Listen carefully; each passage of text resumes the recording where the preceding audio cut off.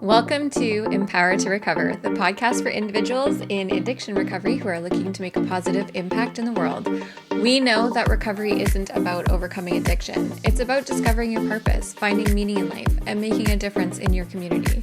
This podcast is for anyone who's been touched by addiction and wants to create a positive change. Welcome back to the Empower to Recover podcast. My name is Jay Barnard, also known as Chef Recovery, and that is the great and talented sober biz babe over there, Brooke. Today we have an amazing individual that I met, a couple years ago, I guess, because that's when I met you for the first time too, is when we met TJ, because we were going to Seashell, BC, to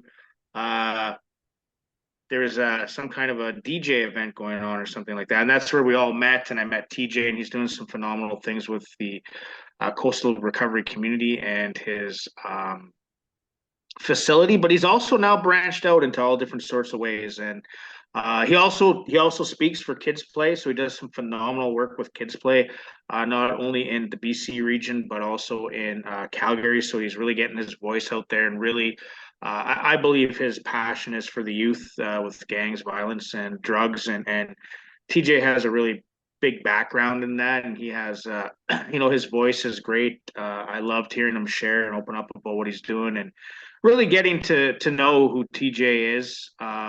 He does have a heart, and he really does want people to change, and he's really about the youth, and what he's doing today with Pivot Empowering Youth, I believe it is, right? Pivot Empowering Youth. Is that what it is? Did I say that right? Pivot Empowering Recovery. Pivot Empowering Recovery. And the phenomenal things he's doing. He's putting on these little events and really bringing awareness to trauma, mental health, and addiction, but in the youth side of things. And that's commendable. And that's a guy that's really wants to help the problem and bring solutions forward. His talk at Empower to Recover was so moving, and you'll hear it, but he did a really powerful kind of opening that helped just put a perspective to the crisis that we're facing right now with the toxic drug crisis. Mm-hmm. And he's definitely a great speaker. He's doing a lot of amazing work with Kids Play and with his own nonprofit foundation, and they're now in Calgary, I believe, or in Alberta somewhere. Yeah, I think he's bouncing back and forth from, but he does a lot of work with Calgary Kids Play. Does a lot of work with Cal, sharing his story into communities and stuff like that. And he's always sharing with the youth, so that's great. And then also his beautiful mom that helps him with his. He also has a non-for-profit, right? So, Pivoting Empowering Recovery is a non-for-profit. So his mom is really an amazing human being as well. That I love to see that kind of support from a mother to a son, and really get behind the dream and goal of what they both want to accomplish in life, which is really exciting to see. And I think they're really doing it in a big way. And he's really moving into what he wants to do, and then how he wants to do it, and he's making change. And that's what we need. We need more TJs out there making change. We really do. Like, there's a lot of opportunity with a lot of different, organizations that are doing all kinds of different things. And there's also all these different other things in the world that, like, I like to call the alternative way to recovery. And, TJ does an alternative way to recovery through fitness, through programming, through hiking, nutrition, through all that stuff. And actually, the event we went to in Seashell was put on for his treatment center he was running. That was like a very small, intimate treatment center that did mind, body, soul work. Like they were out every day hiking, they were exercising, moving their body, and then doing recovery work and showing up in those ways and putting on events and things, bringing the community together as well. So it was really cool what he was up to. They've moved on from that now, but just on to bigger, better things. And I'm excited to see what happens with their organization. It's pretty wild to just get to be a part of all these people's recovery in their lives, even if it's just for a moment, and then just watch them grow and thrive and see what they do in the world. That's everything we're doing, right? Yeah, and that's just it. There's so many people out there that have such great ideas, and the more help. I think we know that we need more help out in the world today. So anybody that has an idea or anything like that that's willing to help, I mean, I would be doing it all the time. I'm a little kind of weighed down, so I can't do any more than we're doing right now. But Calgary, November 18th, you will see at the Silver Springs Golf and Country Club, we have a whole bunch of amazing speakers. We also have an amazing young speaker, since we're talking about youth and how TJ does help youth and the kids play help youth and all those amazing things. We do have a phenomenal person that I met in Kenora at our last event, and she's going to be coming to Calgary. And when she was done the event in Kenora, I looked at her and went, street angel. And that's Angel. She's 17 years old, over 15 months in recovery.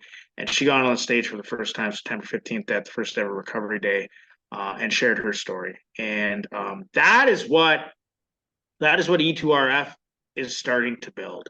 That is what E2RF is proud about, because we asked the question, what if we could stop addiction before it starts? Mm-hmm. Hearing Street Angel share about her life, about the generational stuff that went on from dad being an alcoholic to grandpa being an alcoholic and so forth, and the abuse and all that stuff that came through on that side of things, makes me really excited that we have that opportunity, and we have more speakers. You're going to see Brooke. You're going to see Brooke in Calgary. Mm-hmm. Brooke took a break and didn't come to Kenora, but she's going to be in Calgary. So Brooke's going to be evolving into some new things in Calgary. And we got Misty Wind. Misty Wind is a great person that did half her life in jail. I can't really wait to hear her whole entire story. Mm-hmm. And then we got Bonita from All Fired Up for Freedom, who's going to be emceeing with me. Who else do we got in Calgary? We got Mike G. Angel's dad's going to be in Calgary. We also got Beatrice Love. We also got Bill Ward, the change maker. Bill Ward. You met Bill Ward. What do you think about? I did. I met Bill Ward at Recovery Days in BC. He is phenomenal. Like everything he's up to. It's just it's really, really cool to see people change their lives, get out of the mess, learn how to make a message out of it and be able to share that with people. And the work he's doing is so incredible. His podcast is really great as well. Yeah, I can't wait to hear him speak. I can't wait to just connect with everybody that's coming in and what's build so this cool little network. About Bill Ward? It's like full circle. Mike G, Bill Ward are like, that's Mike G's sponsors, Bill Ward. That's insane. Oh, they're coming together in Calgary to speak on the same platform on the same day on November 18th, 2023 at the Silver Springs Golf and Country Club with Mike's daughter, Street Angel. Like that's all wild. Are going to be underneath the same roof on the same event on the same stage, talking about generational coming together through recovery, right? At our third event in our third province in our third city in under 7 months. Forget about it. All that being said, you can check out TJ and his nonprofit, all he's up to at Pivot Empowering Recovery. And we can't wait for you to hear the rest of our speakers. Thank you for checking out the podcast. Thank you for subscribing, for sharing this with anybody that you know that needs it. I hope you heard some previous episodes and that they have helped you in some way. And I can't wait to share more with, we've got some coming from Kenora, Ontario. I want to hear some of the speakers from there. I haven't even heard them, so I'm really excited for that. Yeah, that should be coming out pretty soon. And also, if you do want to get involved with us, because we are always looking for people that, now that we are a non-for-profit, we are looking for people and we are doing things in different cities, and we'd love to talk to you and see where you're at, to see what can happen. You can always send us an email at empower2recover@gmail.com. That's empower2recover@gmail.com. And you can get involved with the amazing platform that is doing some amazing things with real people doing real things and being built by the people. True stories. Nothing can beat stories. Okay, so everybody have a look at all these people, okay? So in BC right now, that is how many people are dying every day. Thank you, guys. Have a seat. And with this new decriminalization, we're adding to that every day. I didn't just wake up one day and decide that I wanted to be a drug addict or a gang member or, someone who tried to take his own life. But that's what happened through circumstances that I wasn't able to control. You know, that unhealed childhood trauma that we talk about, in my experience, all of addiction comes from that unhealed childhood trauma. And we mask it out. You know, as a child, I had a pretty good childhood up until a point where something happened. And, you know, a lot of guys don't talk about this, but it's sexual abuse. As a man, that's really hard to talk about. And, you know, especially getting in front of people and sharing that story. But the reality is that that happens a lot. And, you know, at a young age, not knowing how to deal with that, I would share that through anger, aggression, and that was my defense. But I had the shell on the outside. Really, I was just a scared little boy inside who didn't know how to deal with the trauma that I had. So I was already set up for failure. I was set up to be an addict. I was set up to burn my life to the ground many times. And of course, that's what I did. So in high school, you know, I got bullied, and that trauma flared up again, you know. Physical abuse from a father, someone who I trusted, and it just made me really fearful. And all I knew how to do was be angry, aggressive, and that was my defense mechanisms, right? So throughout high school, you know, I'd get bullied until I started to fight back. And there was a bit of empowerment that came with that, because I would fight back, and people, you know, that used to pick on me would kind of stay away from me. And that would progress until I got kicked out of high school. And then that would progress until I got kicked out of my house. So at 15, I was basically homeless with no education, no income, and I had an opportunity to start growing and selling weed. And that's what I did. And then I started making money, and why would I go to school? I have a pocket full of money and time, and I can do whatever I want. Right? So I basically, in Seashelt, wherever Jay is, right? I burned every bridge that I had. I burned bridges with my family, my community, and my friends, and I left. So I lied about my age, moved to Alberta, started working on oil rigs because that was big money, and that was something that I thought I could do. And I did that for 10 years. But in that lifestyle comes drugs, addiction, and a bunch of men who have unhealed trauma. And I was just a little boy who got forced to grow up in a man's world. I didn't get to go to prom. I didn't get to go to the parties. I was stuck 14, 15-hour days working in minus 30 and plus 40 in the summers. And that was my life until about 2015, the recession hit, and then there was no work. So again, you know, fearful of financial insecurity and everything else, what did I do? I turned back to what I knew as a kid, selling drugs, right? This time, it was a little bit different. It wasn't a little bit of weed, it was bricks of cocaine and the whole lifestyle that comes with that. And that comes quick. You know, you think you're making a little bit of money here and there, next thing you know, someone's shooting up your house in a drive-by shooting, you know, 7 shots a foot from where I was sleeping, right? My neighbor had a 9-year-old girl. If those people had missed a little bit, all of a sudden I'm responsible for the death of children or whatever. So many things that could have went differently, right? Through those poor decisions and poor connections that I made, you know, I found myself having the SWAT team kicking in my door and putting me in a cell and telling me, here's your charges, you're looking at 10 years in jail, right? And sitting in that cell, you know, I'm thinking, fuck, like, what is my life coming to, right?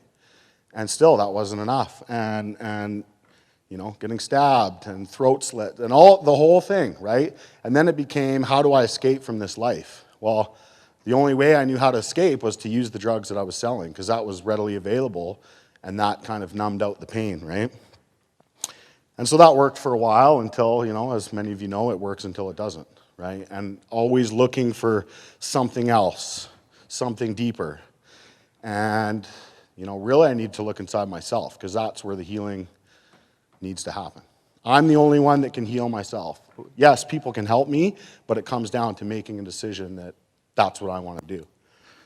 So when the drugs didn't work and I wasn't ready to heal, I put a gun in my mouth and I pulled the trigger. And for some reason, that gun jammed that day. And I don't know why, but that was the pivotal point that it was like, okay, now I need to make a decision. I need to make a decision. That one was made for me. So what did I do? You know, like we heard Shay talk about today, I called my parents, I called my mom and told her what had happened. And all she could tell me was, get to an AA meeting. That's it. That was her words. Get to a fucking meeting. That's what my mom said. So I did. And my first meeting was a men's meeting with about 70 guys, and there was a doctor, a lawyer, an oil field guy, and every single one, I heard my story, right? I took what I needed and I left the rest, and I heard my story. And that was the start of my journey in recovery. And, you know, it's not how you fall, it's how you get back up. I've fallen many times, but I always get up. I always get up. And, you know, over the last 10 years, I've probably lost about 30 friends to overdose. You know, I'm sure we all see it on social media, rest in peace, rest in peace. People are dying, left, right, and center. And, you know, so I got sober and I started working a program and my life started to change. It didn't change overnight, but through hard work and little things, I saw these little miracles that would change and change. And, you know, I started a small business and, you know, started working for myself and making a little bit of money and having a sustainable life. And then, you know, COVID hit and 4 of my really close friends overdosed and died in 1 week. And that was like another kind of pivotal moment that it's like, I need to do something because I'm just kind of standing around and I have more to offer. So I sold everything that I owned and I decided I was going to open up a treatment center, small treatment center for men. I didn't know how, I knew why, and I just kept moving forward. And in BC, to open up a treatment center is tricky. When you want to have abstinence-based recovery and not harm reduction, I'm not going to sit here and get too political, but people are dying. And, you know, it took me a long time to fight the government, fight the town, deal with zoning, deal with landlords. And I opened up. I said, you know, I had to wait for a license and wait for this and wait for this red tape. And I just said, fuck it. I'm going to open. I'm going to start bringing guys through the door and we'll see what happens. And, you know, for the last 2 years, that's what I've been doing.